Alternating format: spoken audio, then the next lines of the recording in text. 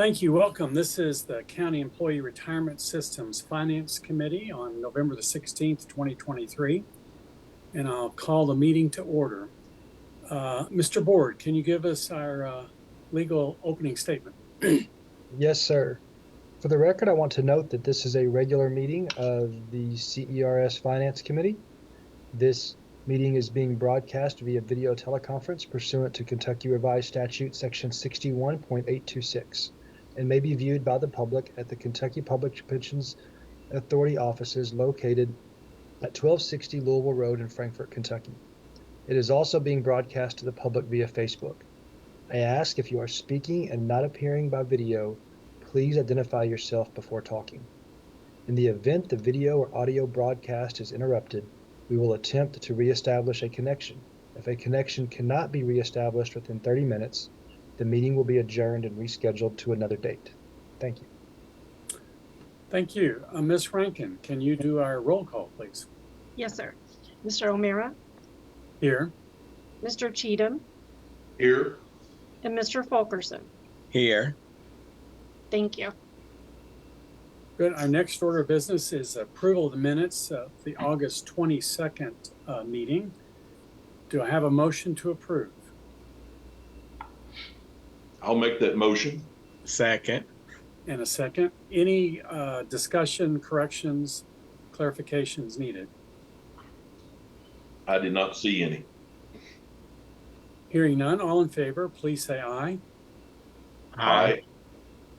Very good.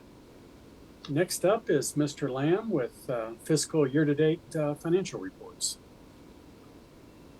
Thanks, Mr. O'Meara. I'm going to let Sherry make that a little bit bigger. Perfect. Near the bottom, I think this is page 6 in board books. Let me clarify I'm on the right page. Yes, okay. You will see that the fiduciary net position for the 2C plans at the end of quarter 1 for 24 is $11.6 billion. That is up 11.26% from the fiscal year 2023 quarter 1 amount of $10.5 billion.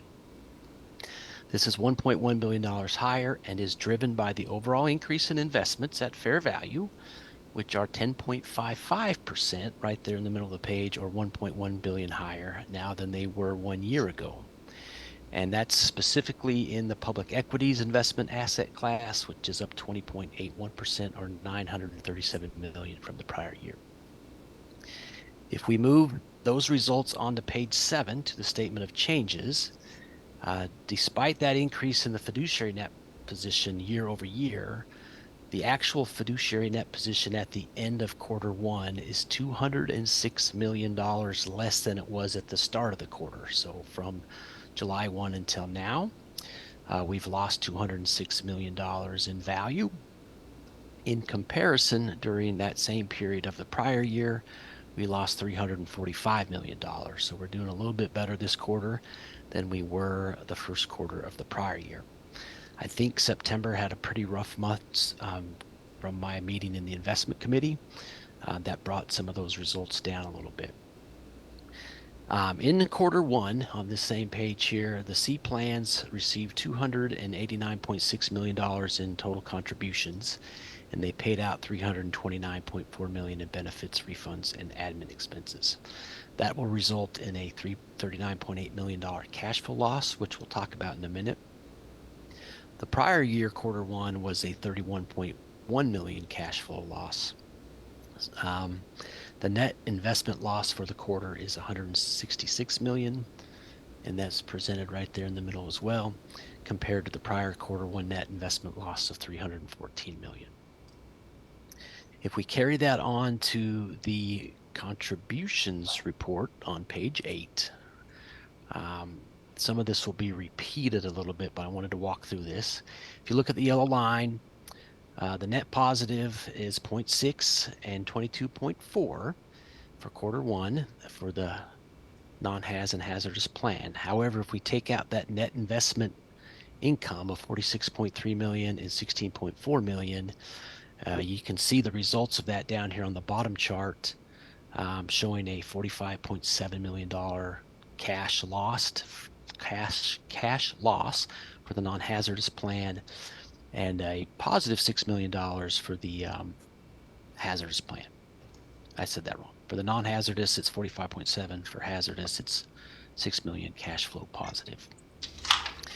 The non-haz plan had an increase in inflows from all areas totaling $244.8 million. That's $12.5 million higher than the prior quarter one, and that was most notably in employer contributions in total. The HAS plan had an overall decrease in inflows by $500,000, with the largest line item being employer contributions, $2.2 million difference there from, well, it's the 70.7 versus the 72.9. The outflows for both plans were higher than the prior year, related to more benefit payments and refunds. The unrealized gains for both the HAS plan, for the non-HAS plan and the HAS plan, were negative $176.8 million and $62.6 million, but they were not as bad as they were in the prior year's first quarter, as you can see the difference there. So that's my walkthrough of the pension statements, and if you have any questions, I'll entertain them. Otherwise, I'll move on to the insurance statements. Go right ahead. Okay. So at the bottom of page 9, you'll see the fiduciary net position for the 2C plans at the end of Q1 is $4.8 billion, which is up 11.09% from fiscal year 23 amount of 4.3. That's $480 million higher. It's driven by the increase in investments at fair value, which are 9.3%. And that's also driven by public equities investment asset class, which is up 18.32%. Also touched on in note 5 a little bit. If we move down to the changes statement on page 10, again, this is looking at the quarter, the first quarter only. So from July 1 until now,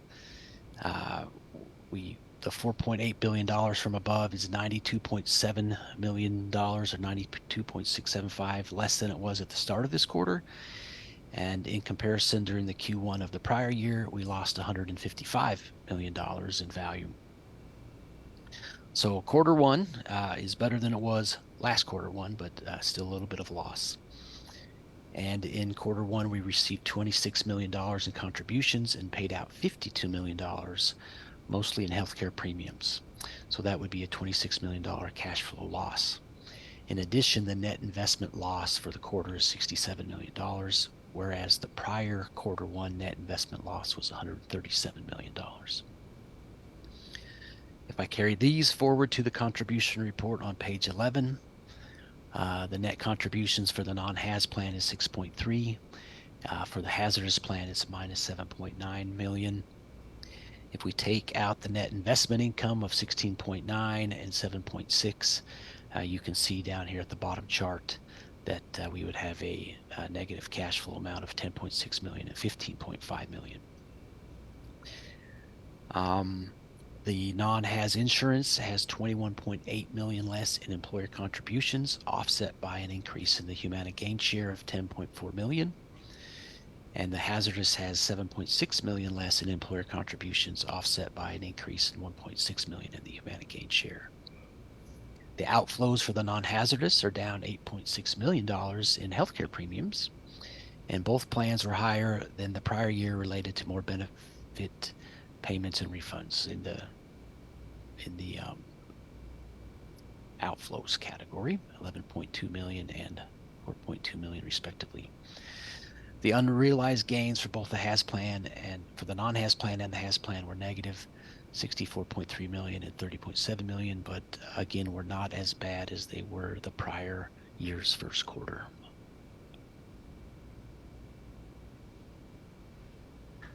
That's what I have on insurance. Any questions on those statements? Well, I think we can go to administrative. Perfect.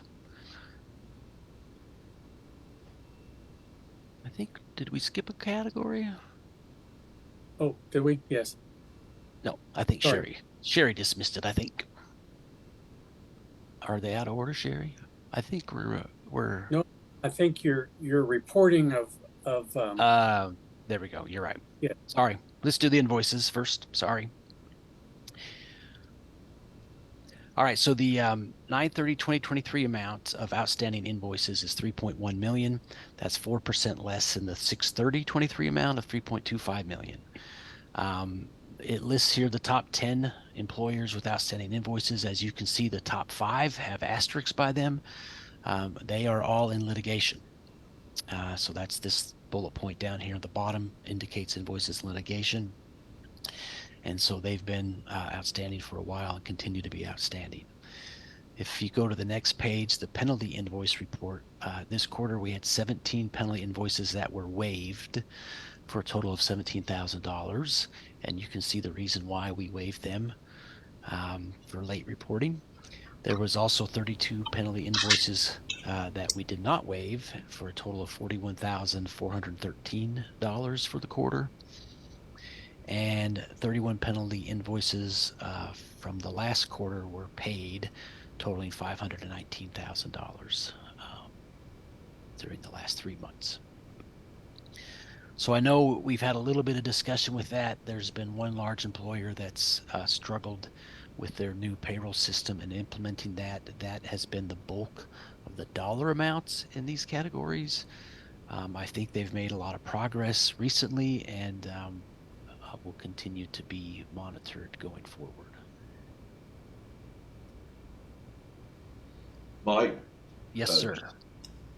I've got a question probably for Michael Board, but just, and believe me, I know how these are easy to miss, but if you'll check at the bottom of page 12, I think your spreadsheet formula where you're showing the grand total.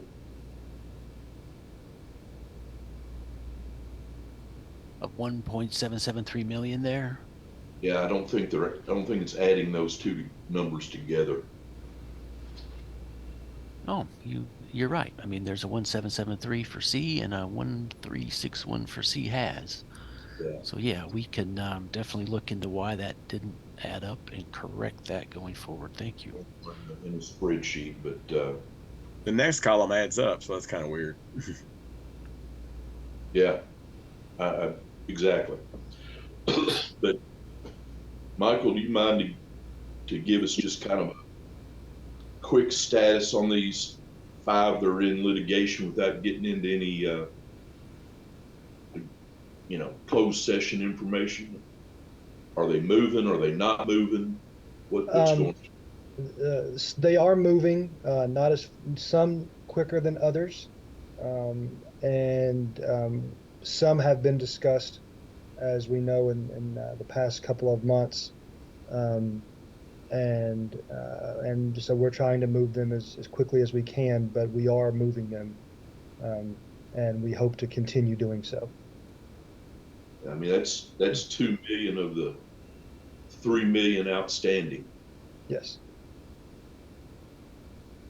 Okay. That's all I had. Thank you, Mr. Cheatham.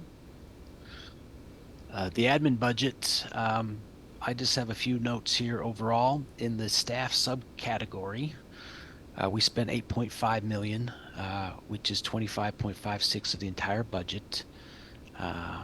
So we're right in line for this particular quarter, spending 25% of in one quarter. One line item in this subcategory is higher than expected, and that's employer paid sick leave. When an employee retires, their accumulated sick leave is converted into their retirement, and the actuarial costs is billed to KPPA. We increased this specific line item in our admin budget this year to $250,000. We still do not anticipate exceeding that total. Last year's budget was $115,000, and we incurred a total of $214,000 over the year. But I wanted to point that out because it looks odd for one quarter having 70 or having a large amount paid for it. Yeah, 84% is still remaining, but it's a pretty large number there. I'm assuming workers' comp is just an annual premium issue. Correct. I get that amount from the state unemployment insurance office, I believe, or a different insurance office, and that's the amount that they billed me already. and we won't get another one until next July. For legal and auditing services subcategory, overall, we have only spent 10.53% of the total budget. However, we have yet to be billed by the APA for the ACFR audit. The legal hearing officer line item only has 67.7% of the original budget left for the remaining 9 months. The backlog of cases that has been discussed in previous meetings is keeping I think we're down to 3 hearing officers busy with all the work that they can handle. We have also increased our budget for anticipated legal expenses tied to litigation for this fiscal year compared to last year. We do have a miscellaneous contract line item. It's currently at $74,000. It includes $66,000 in payments to ProValiant for their work on our strategic plan.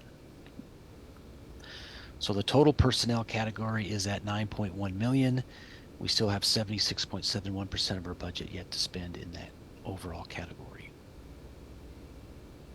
The operational subtotal, if you probably go down to the next page, is at 1.1 million with 83.61% of the budget left to spend. The miscellaneous line item includes $5,000 in furniture moves and $8,550 from the personnel cabinet for their annual personnel board assessments. I did not see any other line items in this subcategory that I wanted to bring any comments to, but would be happy to address any questions you may have.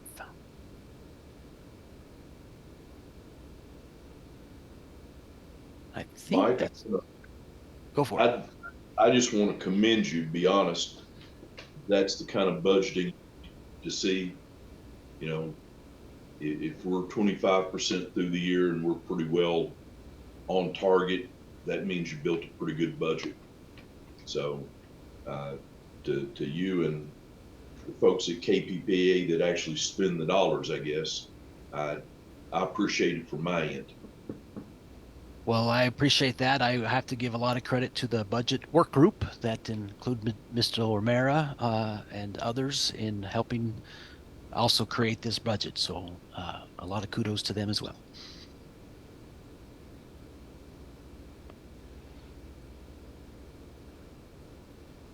I think that's all I had. Is that correct, Sherry? Oh, no. Okay, yes, I do want to talk about this a little bit. So this is, again, the JP Morgan fees. I'm making a lot of progress on evaluating the balances in all of our JP Morgan accounts, why they are where they're at, what's the appropriate number. I'm also done a lot of research into the fees that were being charged. I've gotten some comments from the members of the K board as well as the C board. It's still ongoing, but in general, the fees, you know, there's a fee schedule in the master agreement that the Commonwealth has with JP Morgan Chase. I've actually evaluated all of those fees. There are a lot of them. You know, they're a penny per transaction for ACHs, up to $7 per month for each account you have, and a few other things like that. The fees that they're charging us are in line with that master agreement. There was, you guys are aware of this, there was 2 ways in which we could account for these fees. So in the past, we basically were given an interest credit that offset those fees. Well, when the interest rate was really, really low, you know, 24 months ago, that interest credit wasn't offsetting the fees. So we got a fee invoice for that difference. And so that's when we started looking at the accounts themselves to determine if that was the appropriate way to try to manage our fees. So we began changing all of the accounts that we have. We have 12 of them there to hard-earned interest. And so now we're getting paid hard-earned interest on those accounts. And then we're going to pay the fee separately and not have them offset. That transition took a few months. And I think I told you at the end of June they had all been transitioned, but that was my mistake. There was 2 accounts or 3 that hadn't been. And that's why we still have that first chart up there with some earnings and fees being offset. But I can confirm at the end of September, all of them have been converted to hard-earned interest. And right now, the interest rate is 3.75% that we're earning on the cash that's in there. And we're trying to keep as little in there as possible before we move it to the custodial accounts. And then, so you see the hard-earned interest being charged on those various accounts down on the bottom chart there. And then we will get a fee invoice. They account for them each month. We pay it at the end of the accounting cycle for them, which is in May. So the fees are still there. They're just not being offset against the interest.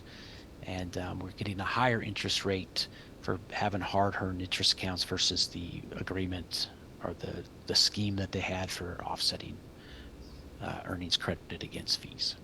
But I have more to come on that. I'm still working on it. There's a lot of detail, a lot of little line items, and so it's taken me longer than I have hoped. But I hope to have a better picture for all of the boards, likely in February. Thank you. Appreciate that effort and that analysis. Mr. Chairman, I did want to comment. We skipped over the public comment, but I did just want to make sure that we made it to the minutes that there was no public comment for today's meeting.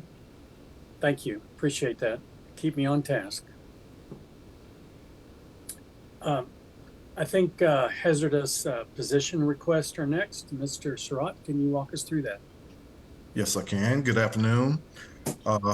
As you can see, we have several positions being requested for hazardous duty. Hold on 1 second. All right. In many of these cases, the agencies are applying for hazardous as a recruitment and a recruiting tool.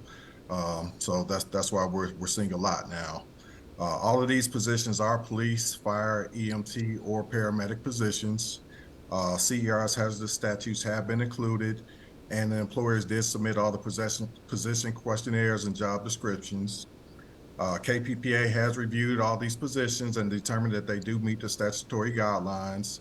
And therefore, we request the CERS Finance Committee to approve these positions to be presented in front of the CERS Board of Trustees for final approval. Do I have a motion to approve? So moved. Thank you. Second, any questions for Mr. Surratt? Hearing none, all in favor, please say aye. Aye. That is approved.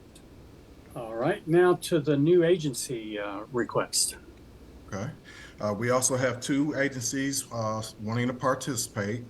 We have Hyden Leslie County Water District and also Springfield Washington County 911 Dispatch. They have both provided their minutes, resolution to participate, budget, and also submitted their health insurance contract. They satisfactorily completed their 3-month trial period with no issues at all. So therefore, we request the CERS Finance Committee approve these two agencies to go forth in front of the Board of Trustees for final approval. Do I hear a motion? So moved. I'll second. Any questions or discussion? Hearing none, all in favor, please say aye. Aye. Aye. Thank you. Those are approved. All right. Anything else, Mr. Surratt? No, that would be it. All right.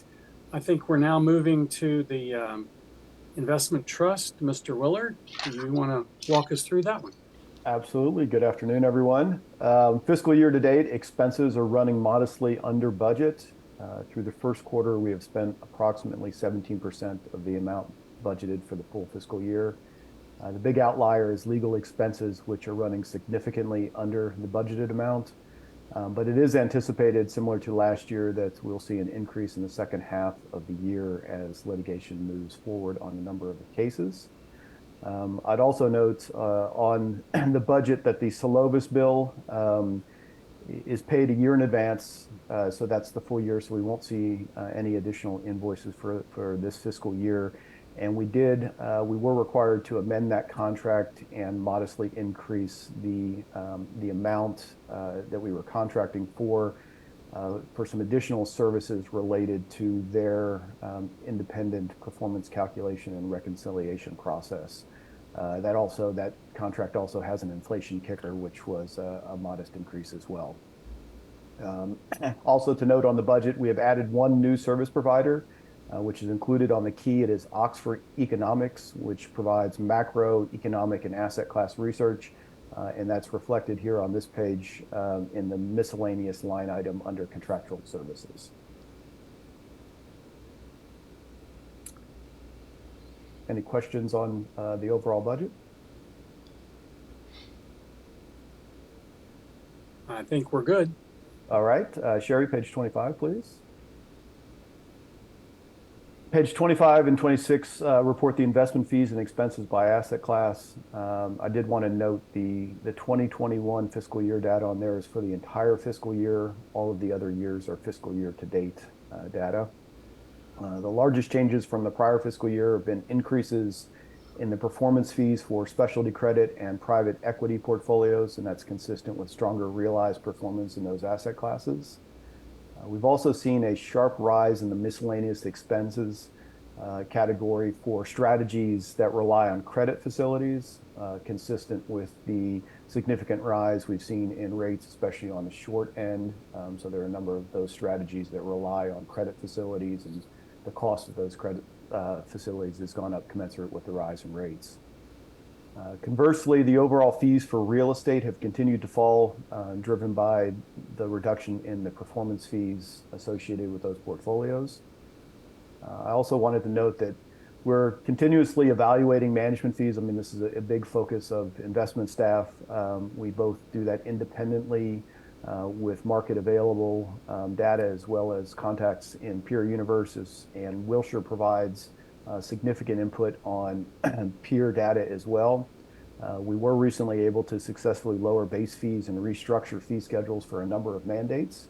And typically we target to be in the lowest quartile of fees for the peer universe that we look at.